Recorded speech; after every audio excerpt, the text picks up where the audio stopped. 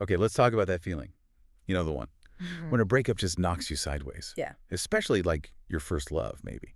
And suddenly the future you imagined, it's just gone. It can feel almost physical, that pain. It really can. And, looking at it from a brain science angle, like neuroscientist Andrew Huberman does, Yeah. it's fascinating. The brain actually reacts to losing a partner with a drive that's very similar to grieving a death. Wow. Seriously? Yeah, the underlying motivational state shares a lot. So it's not just us being dramatic. There's a real, like, neurological thing happening. Exactly. Huberman puts it pretty starkly. That person is effectively gone in time and space for your brain now. Oof. Gone in time and space. And then there's social media, right? Just constantly popping up, reminding you they still exist somewhere out there. It feels kind of cruel. It really complicates things. In the past, maybe that separation was clearer. Now, the digital world keeps those connections alive, visually at least, which can uh, really interfere with the brain actually accepting the loss. Yeah. And that's the core struggle Huberman highlights, isn't it? You've got this natural urge to reconnect, but your brain desperately needs to register that they're, well, not available in the same way. Okay. So that's what we're diving into today. We want to get under the hood, understand the brain side of a breakup using these insights, and maybe figure out which coping habits are, actually unhelpful in the long run. Right. So starting with how the brain sees this loss, Yeah. that shared motivational state with grief, is really central. Our brains are wired for connection, fundamentally. It's about survival. Sure. So when a significant bond breaks, it triggers this really deep, profound response, a drive to get that connection back. The brain places huge value on those relationships. And Huberman mentions research showing differences potentially between how men and women tend to experience this. Yes, he does. It suggests women often report higher initial pain, both emotional and sometimes physical, too. That sounds familiar, anecdotally at least. It does. But here's the twist, the really interesting part. The same studies suggest women, despite that initial intensity, often tend to recover more fully. Huh. More fully. Yeah. Whereas men might, on average, experience less intense pain right at the start, but maybe the recovery isn't always as complete down the line. That's unexpected. Why might that be? Any ideas? Well, Huberman offers one possible angle, and we should stress this is painting with a very broad brush here. Of course. It could relate to how comfortable someone is with actually feeling the emotions, the willingness to sit with the sadness, the anger, the grief, all of it. That seems key to actually processing it. That makes sense. It connects to what Paul Conti talks about too, right? Yeah. How being willing to feel the depth of trauma-related emotions actually helps you move through them faster. And a tough breakup can definitely feel traumatic. Oh, absolutely. Which leads us nicely into those coping mechanisms, the ones that feel helpful but might actually be holding you back. Huberman points to things like, distraction, or maybe sublimation, channeling it all into anger. Getting really irritable, maybe. Yeah. Or throwing yourself into work. Exactly. Those can be ways the brain tries to kind of sidestep the direct hit of the pain. Like trying to outrun your own shadow. Yeah.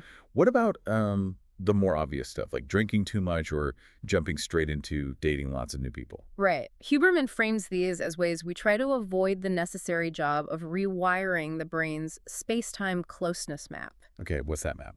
Think of it as your brain's internal GPS for important people. It tracks who they are, where they are, your interactions, the good feelings linked to them. After a breakup, that person is still a huge landmark on the map. I see. And these quick fixes, the drinking, the rebound relationships, they don't fundamentally update the map. They don't teach the brain that this specific person isn't accessible in that same way anymore. It's like that analogy he uses, right? Wanting food that's just behind an invisible wall. Precisely. The brain has to learn it can't get that specific connection. It needs to accept the barrier is real. And then there's perseveration.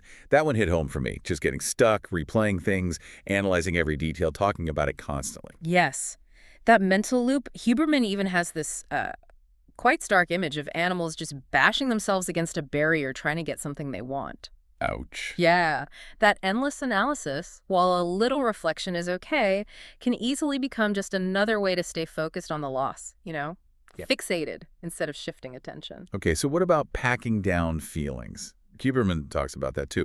What does that mean in practice? So packing down, as he describes it, is basically using your conscious brain, your prefrontal cortex, the thinking part. The boss. Kind of, yeah. Using the boss to actively suppress your body's natural autonomic responses to the distress. Things like heart rate, breathing changes, that gut feeling.